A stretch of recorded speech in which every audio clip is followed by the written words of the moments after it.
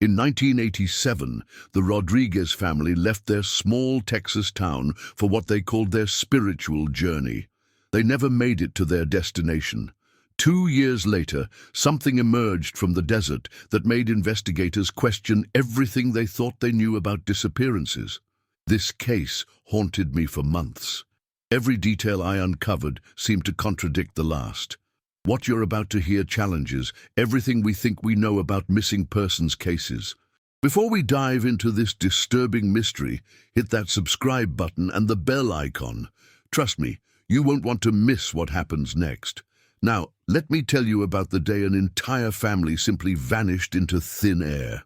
I've been investigating cold cases for over 15 years, but nothing prepared me for what I discovered about the Rodriguez family. It was a Tuesday morning in March 1987 when Maria Rodriguez packed their old Buick with enough supplies for what she called our pilgrimage to salvation. Her husband Miguel had been having dreams about a desert shrine somewhere near Big Bend, dreams so vivid, so compelling, that he convinced his family this journey would change their lives forever. What I learned about Miguel Rodriguez painted the picture of a man consumed by visions that felt more real than his waking life. His co-workers at the refinery described him as increasingly distant in the weeks before the disappearance, often staring toward the southern horizon during lunch breaks. He'd sketch desert landscapes on napkins, muttering about the calling in a mixture of English and Spanish. His supervisor, Ron Martinez, told me Miguel had requested specific vacation days based on what he called divine timing, dates that corresponded to no known religious calendar or astronomical event. Maria Rodriguez had initially resisted the idea of this desert pilgrimage. Her sister Elena revealed that Maria feared Miguel's visions were symptoms of stress from working double shifts for 3 years straight. But something changed Maria's mind in the final weeks before their departure. Elena described a phone call where Maria spoke about having her own dream, not of a shrine, but of Anna, her youngest daughter, standing in a field of desert wildflowers, speaking to someone Maria couldn't see.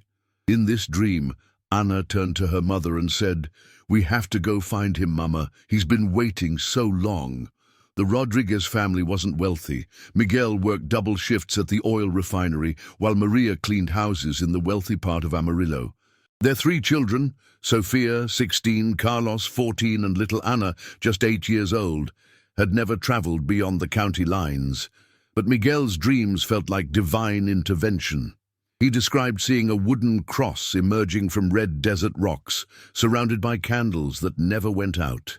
In his visions, pilgrims from across Mexico and Texas came to pray at this sacred site. Sofia Rodriguez was a straight-A student with plans to study nursing at community college. Her best friend Jessica Martinez told me Sofia had been excited about the trip initially, seeing it as an adventure before starting her adult life. But in the days before departure, Sofia's mood shifted dramatically.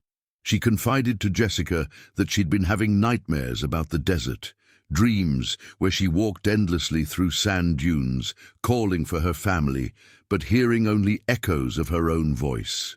Jessica remembers Sofia giving her a sealed envelope the night before they left, saying, "If something happens to us, give this to the police." Jessica kept that envelope for 2 years before finally opening it. Inside was a single sentence in Sofia's careful handwriting: "The dreams aren't from God." Carlos Rodriguez lived for baseball. His coach, Frank Morrison, described him as the most dedicated player he'd ever trained, always first to practice, last to leave. But Carlos had also inherited something troubling from his father. His teacher, Mrs. Patricia Walsh, contacted me after reading about my investigation. She'd kept Carlos's final school assignment, a creative writing piece titled "The Man in the Desert." In disturbing detail, Carlos described a figure standing among cacti, wearing clothes that looked ancient, watching their house from the vacant lot across the street. The figure never moved, never spoke, just observed. Mrs. Walsh had been concerned enough to call the school counselor, but the family disappeared before any intervention could occur. Little Anna was the family's light, cheerful, imaginative, beloved by everyone who met her.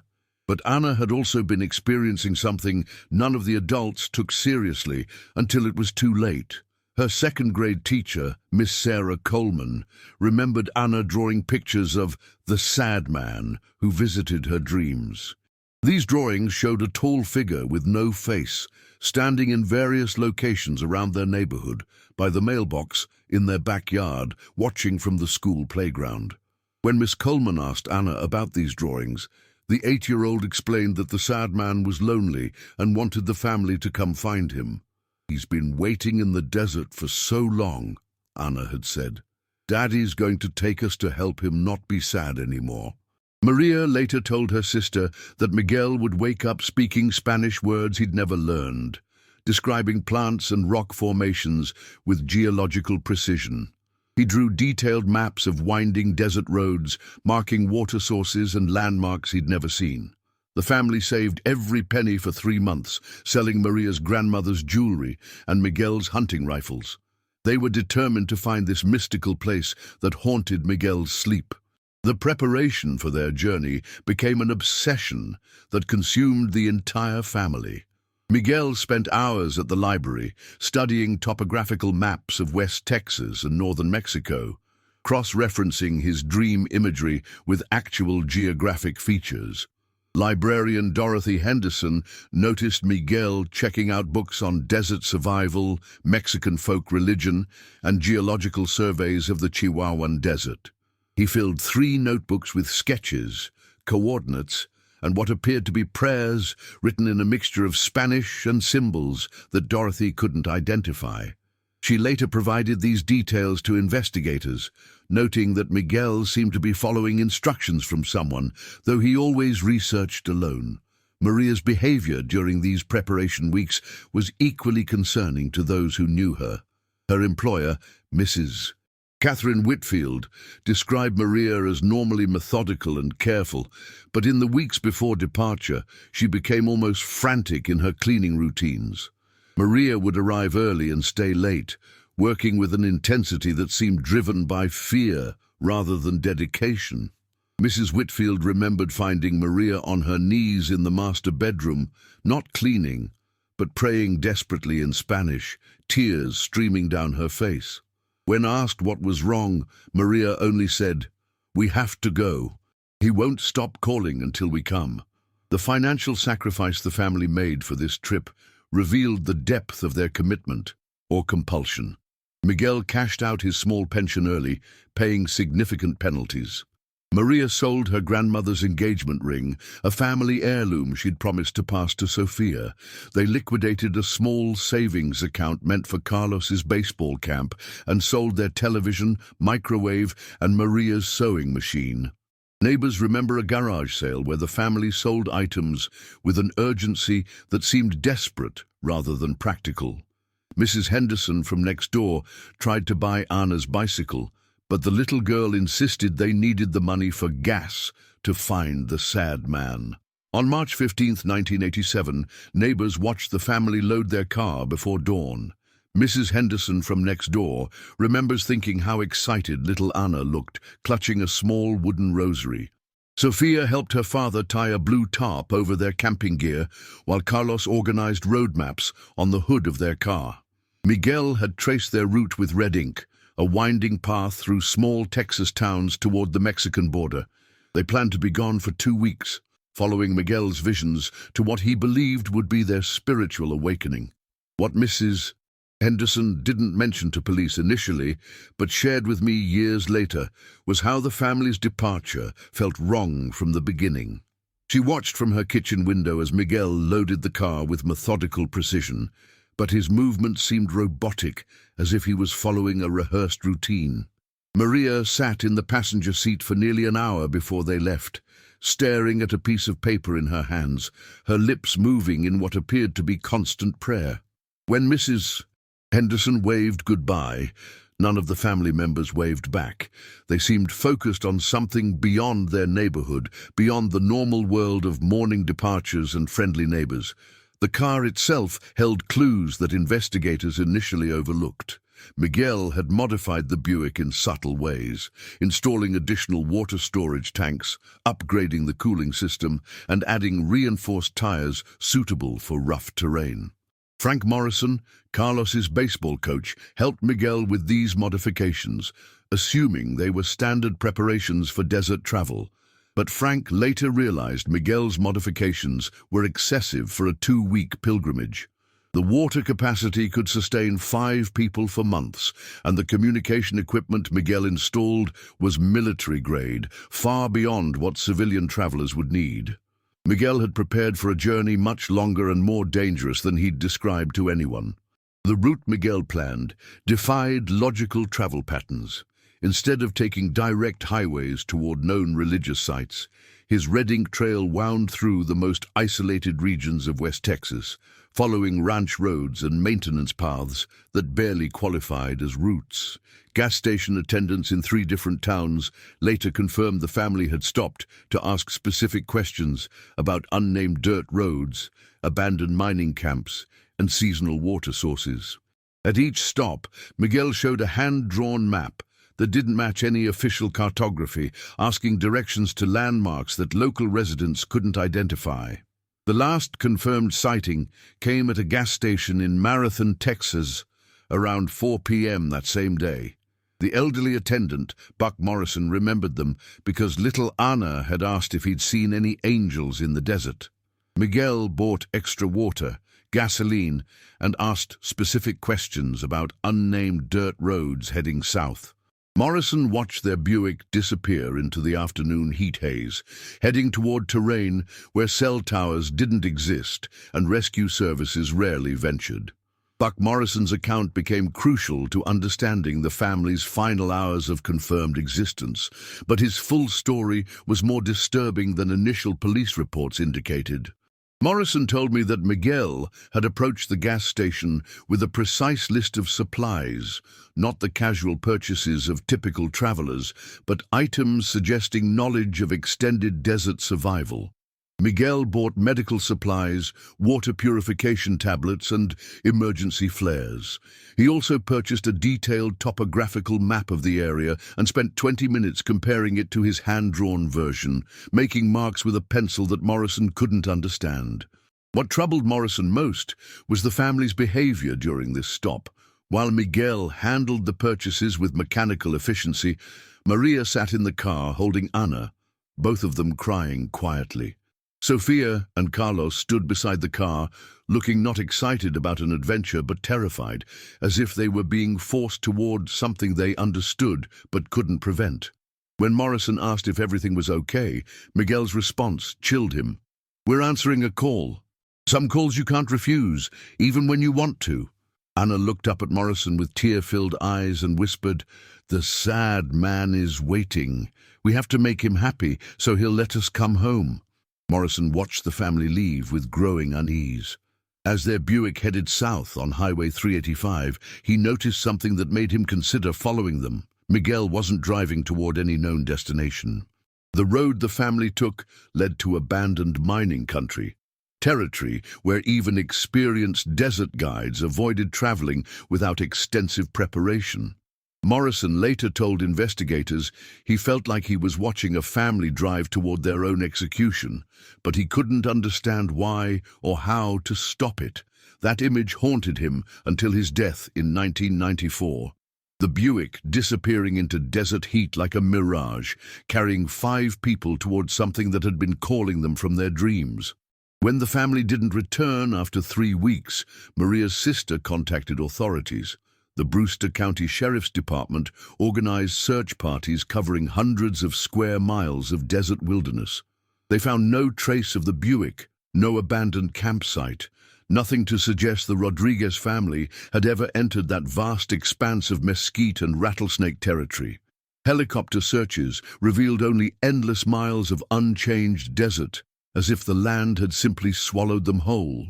Sheriff Daniel Vasquez led the investigation personally, coordinating with Texas Rangers, Border Patrol, and Mexican authorities in the most comprehensive search operation Brewster County had ever conducted.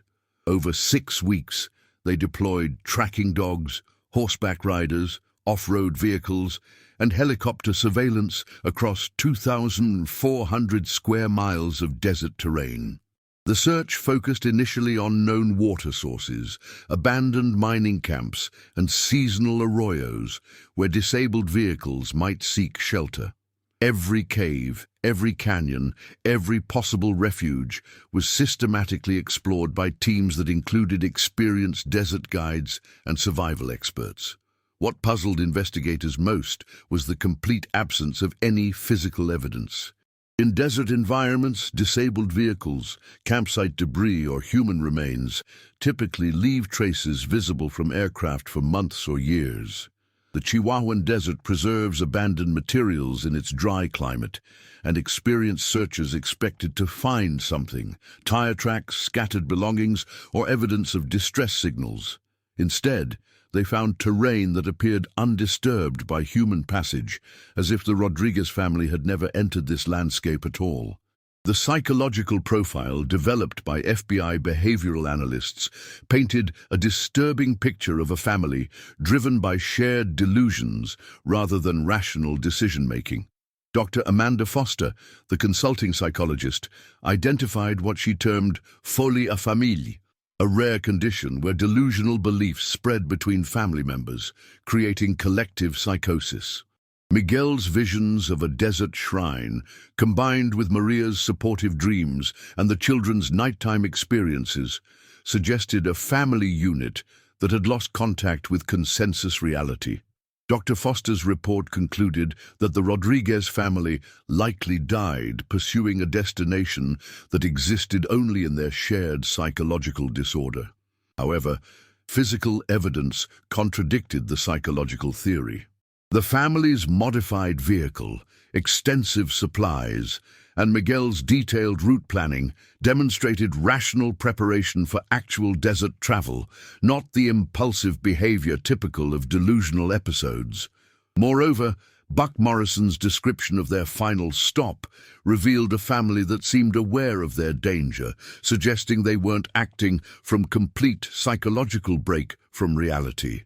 This contradiction between psychological assessment and physical evidence created tension within the investigation team that ultimately contributed to the case remaining unsolved.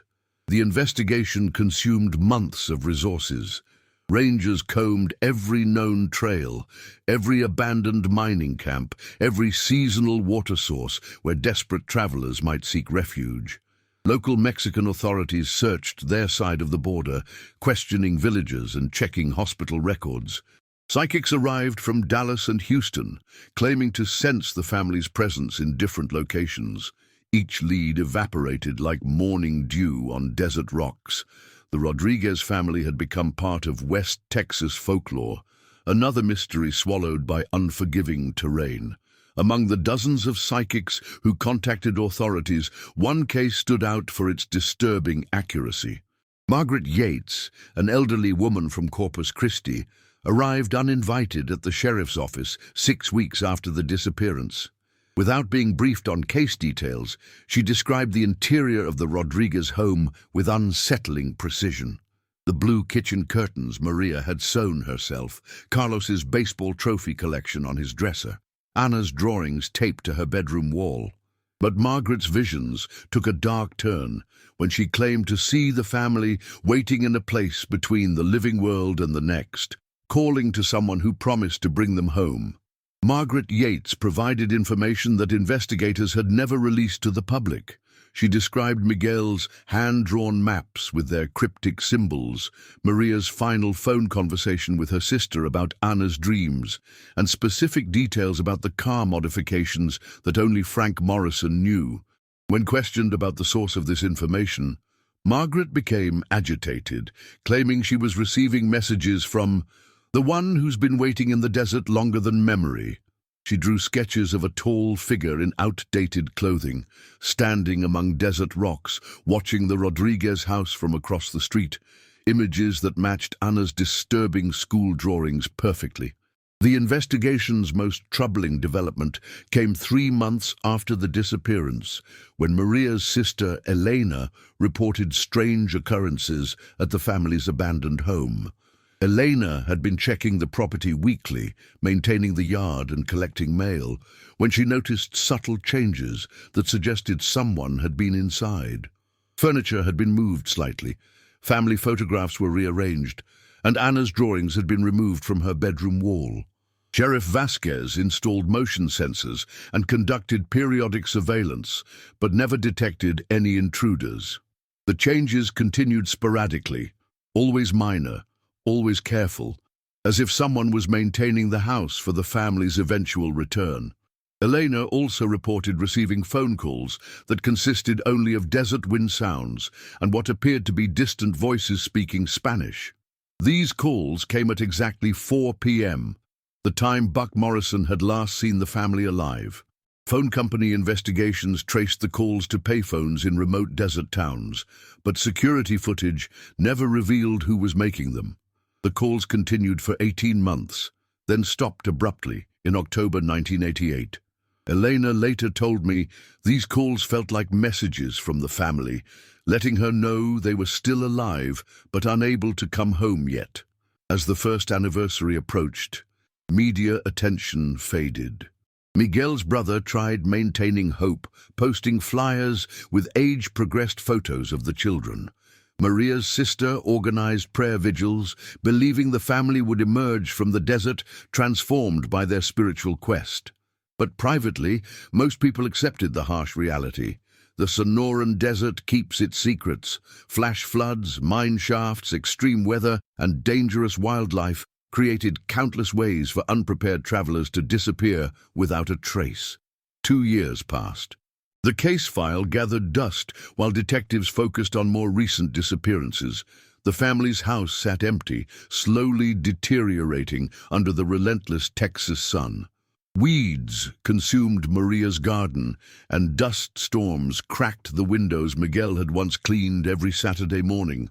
Their neighbors stopped talking about divine visions and spiritual journeys, accepting that some mysteries would remain forever unsolved. But mysteries have a way of resurfacing when you least expect them. In May 1989, a geological survey team was mapping underground water systems near Talingua, a ghost town about 60 miles from where the Rodriguez family was last seen.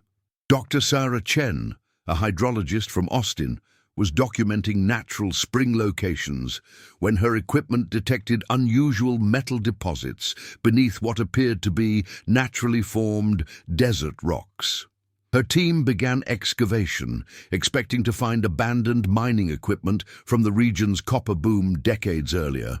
The excavation that changed everything began as routine geological work, but Dr. Chen's team quickly realized they'd uncovered something unprecedented. The metal signatures weren't random deposits from old mining operations. They formed deliberate patterns beneath the desert surface, arranged in geometric shapes that suggested human design rather than natural occurrence. Ground-penetrating radar revealed a complex network of buried objects extending across several acres, all precisely placed at measured intervals. Whatever lay beneath this seemingly empty desert had been carefully planned and methodically concealed. Dr. Chen's graduate student, Marcus Webb, made the first significant discovery when his shovel struck something that clearly wasn't mining equipment. Wrapped in multiple layers of plastic and buried in a waterproof container was Maria Rodriguez's silver crucifix, the one her grandmother had brought from Mexico over 60 years earlier. The crucifix was accompanied by a handwritten note in Maria's distinctive script, "Para Ana mi amor, para que no olvides que siempre te amo." The note was dated March 20th, 1987, 5 days after the family's last confirmed sighting. The discovery protocol Dr. Chen established revealed the systematic nature of what they were uncovering. Each buried container was positioned exactly 12 feet from the next, forming concentric circles around a central point that remained unexcavated on federal orders.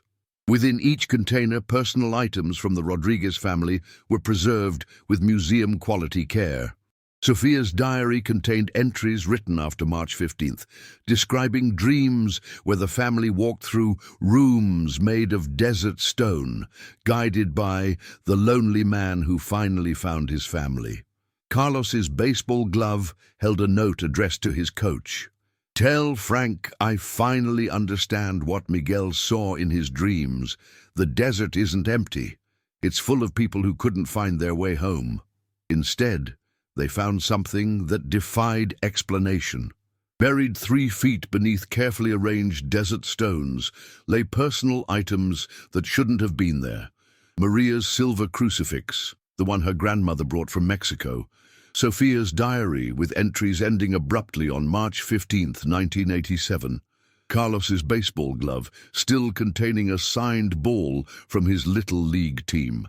Anna's wooden rosary, the same one Mrs. Henderson remembered seeing that final morning, but these weren't scattered randomly like belongings from a tragic accident. Each item was wrapped in plastic, preserved against desert elements, and arranged in a precise pattern around a metal box containing something that made Dr. Chen immediately contact federal authorities. Inside that box were dozens of photographs, not of the Rodriguez family, but of their empty house taken from inside. Pictures of Maria's bedroom, Miguel's workshop, the children's rooms, all shot after the family's disappearance. Someone had been inside their home, documenting their absence, creating a disturbing gallery of emptiness.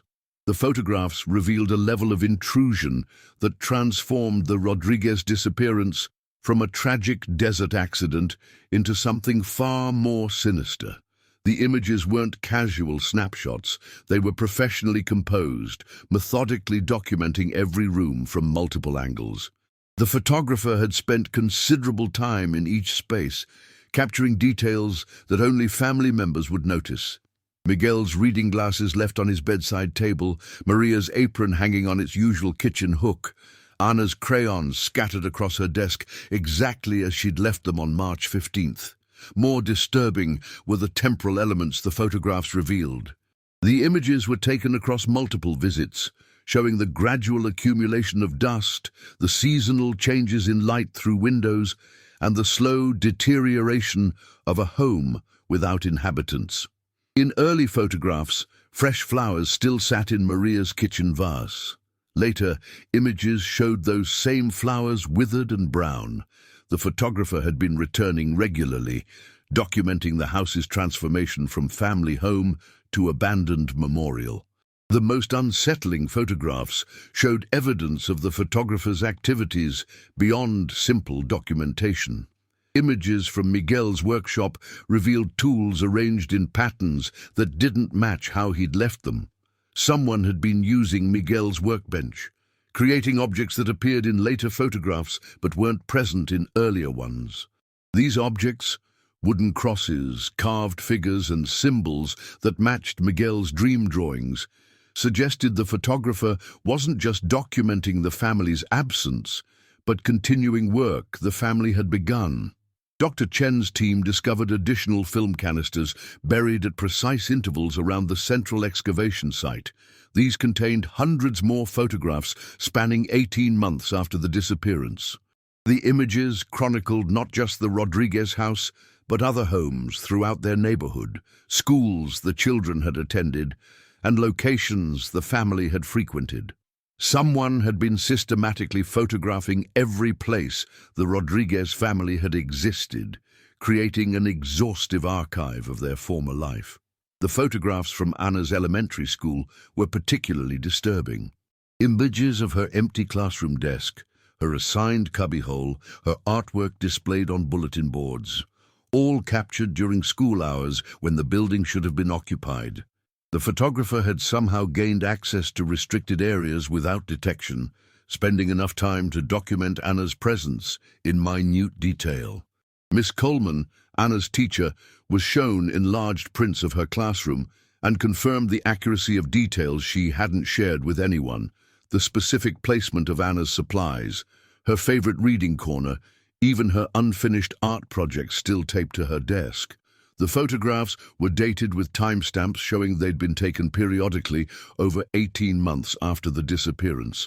Someone had systematically entered the abandoned Rodriguez home, moving through rooms like a ghost, capturing images of dust-covered furniture and faded family portraits. In the final photograph, taken just weeks before Dr. Chen's discovery, someone had arranged the family's remaining belongings into neat piles, as if preparing for a ritual or ceremony. Federal involvement escalated when investigators realized the scope of surveillance documented in these photographs. Agent Patricia Mills, assigned from the FBI's San Antonio office, coordinated with local authorities to establish a joint task force. The Bureau's analysis revealed that the photographer possessed detailed knowledge of the Rodriguez family's routines, habits, and personal histories that extended far beyond casual observation. The individual had been watching this family for months, possibly years, before their disappearance. The technical analysis of the photographs provided disturbing insights into the photographer's capabilities and resources. Professional-grade equipment had been used, including night vision cameras for images taken inside the dark, empty house. The photographer had access to specialized developing equipment, creating prints with archival quality designed to preserve the images indefinitely. Most concerning, several photographs showed evidence of electronic surveillance devices, small cameras, and recording equipment positioned throughout the Rodriguez home that were never discovered during initial investigations. Agent Mills discovered that the surveillance extended beyond photography. Hidden among the buried items were audio recordings, hours of conversations captured inside the Rodriguez home during the weeks before their disappearance. These recordings revealed the family's growing anxiety about their planned journey, their discussions of the strange dreams plaguing multiple family members, and their preparations for what Miguel increasingly described as answering the call. The recordings also captured voices and sounds that didn't belong to the Rodriguez family. Whispers in Spanish, footsteps in empty rooms, and what sounded like someone moving through the house during the night. The most chilling recording was made on March 14th, the night before the family's departure. Miguel's voice, clearly agitated, could be heard talking to someone who never responded audibly. "We understand now," Miguel said. "We know why you've been calling us. We'll come to you tomorrow, just as you've shown us in the dreams, but please let the children go home afterward. They're too young for this journey." The recording continued for another hour, with Miguel's side of a conversation with someone who apparently communicated through means the recording equipment couldn't capture. Analysis of these audio files revealed background sounds that matched the desert wind noises Elena Rodriguez had described receiving in her mysterious phone calls. Someone had been inside the Rodriguez home, not just photographing their absence, but playing recordings of their final conversation to family members. The technical sophistication required for this psychological manipulation suggested the involvement of someone with advanced surveillance capabilities and intimate knowledge of the family's emotional vulnerabilities. But the most unsettling detail emerged when authorities developed the film completely. Hidden among dozens of empty room photographs was a single image that changed everything investigators thought they knew about the Rodriguez family's disappearance. It showed 5 silhouettes standing in the desert at sunset, watching something beyond the camera's frame. The figures appeared to match the height and build of Miguel, Maria, and their 3 children, but their faces remained obscured by shadows and the failing light. The photograph that shattered every theory about the Rodriguez family's fate was time-stamped March 18, 1989, exactly 2 years after their disappearance, and just 3 days before Dr. Chen's team discovered the buried cache. The image quality was pristine, taken with professional equipment during the golden hour when desert light creates the most dramatic shadows. The 5 figures stood in perfect formation, arranged as if posing for a family portrait, but their positioning suggested they were observing something significant outside the frame. Digital enhancement of this photograph revealed details that defied rational explanation. The silhouettes were indeed consistent with the Rodriguez family's physical characteristics, but subtle elements suggested these weren't the same people who had disappeared 2 years earlier. Sophia's figure appeared taller, more mature than a teenage girl should be. Carlos's posture reflected adult bearing, not the stance of a 14-year-old boy. Little Anna's silhouette suggested someone older, but still small in stature. Miguel and Maria appeared unchanged, but their positioning relative to the children suggested a family dynamic that had fundamentally shifted.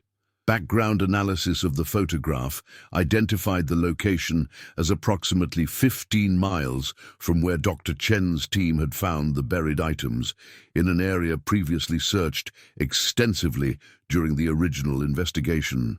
Geological markers visible in the image matched topographical features that search teams had documented, but the photograph showed structures that hadn't been present during the original searches. Carefully arranged stone formations that formed geometric patterns across the desert landscape. The most disturbing aspect of this photograph was what it suggested about timing and communication. Someone had orchestrated the discovery of these buried items, ensuring that investigators would find them at precisely the moment when the family, or whatever they had become, was ready to be photographed again. The entire cache of evidence appeared to be a carefully planned revelation, timed to coincide with the family's reappearance after 2 years of absence. The question wasn't whether the Rodriguez family had survived their desert journey, but what they had found in the wilderness that transformed them into something that could only be glimpsed in shadowy silhouettes. Further investigation revealed additional photographs in the final film canister, images that authorities classified immediately and never released to the public. These photographs allegedly showed the 5 figures moving through desert landscapes that had been altered by human intervention. Stone structures, underground chambers, and what appeared to be an elaborate settlement had been constructed in one of the most remote regions of West Texas. According to classified reports, someone had been building in the desert for decades, creating infrastructure designed to support people who couldn't return to conventional society. The federal classification of evidence and the abrupt termination of public investigation suggested that authorities had discovered something that challenged their understanding of the Rodriguez family's disappearance. The official position remained that the family had died in the desert, but internal documents leaked years later hinted at ongoing surveillance of the region where the final photograph was taken. Satellite imagery from the area showed periodic changes in ground formations, suggesting continued human activity in a location officially designated as uninhabitable wilderness. Federal investigators classified this discovery, restricting access to case files and evidence.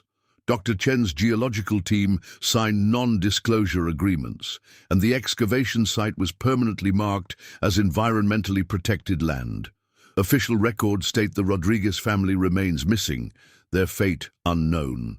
But those photographs suggest something far more complex than a tragic desert accident.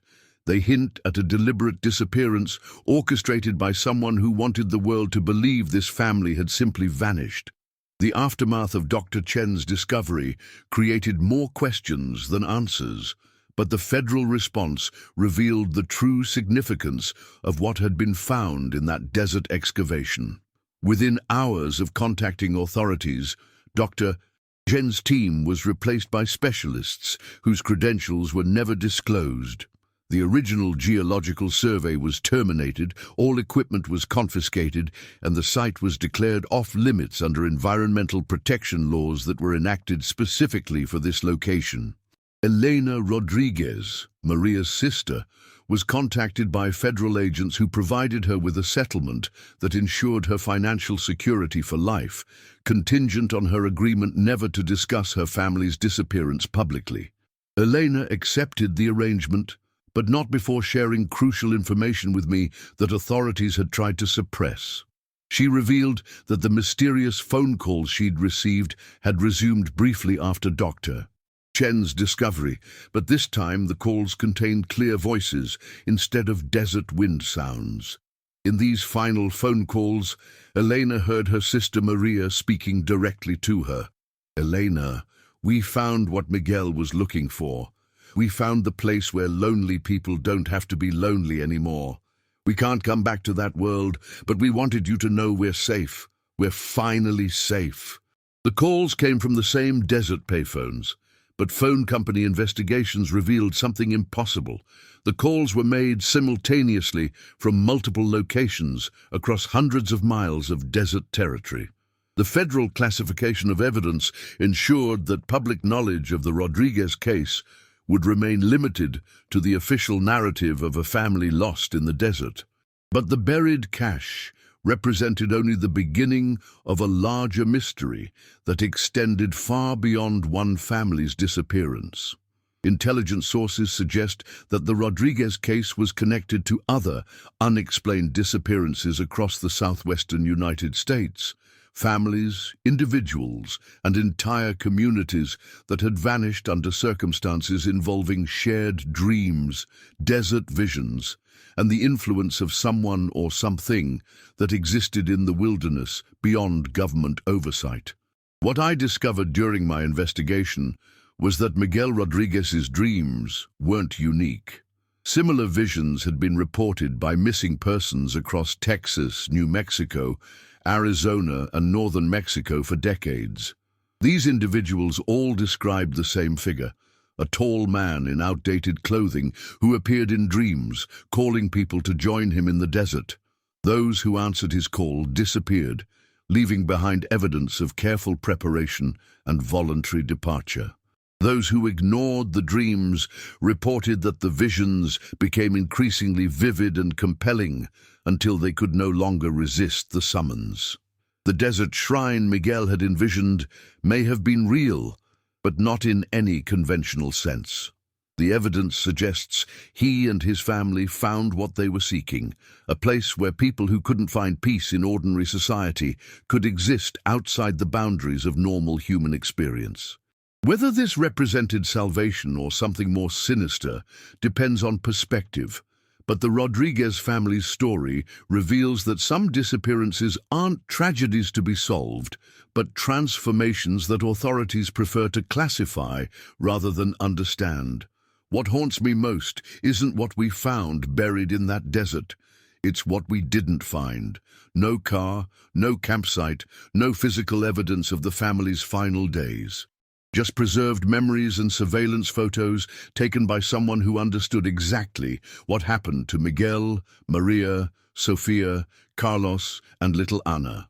Someone who wanted their story documented, their absence recorded, their mystery preserved for reasons we may never understand. The desert keeps many secrets, but sometimes those secrets are buried by human hands, not natural forces. The case officially remains open, though no active investigation continues. Miguel's dreams of a desert shrine, Maria's faith in their spiritual journey, the children's excitement for adventure, all reduced to evidence bags in a federal warehouse.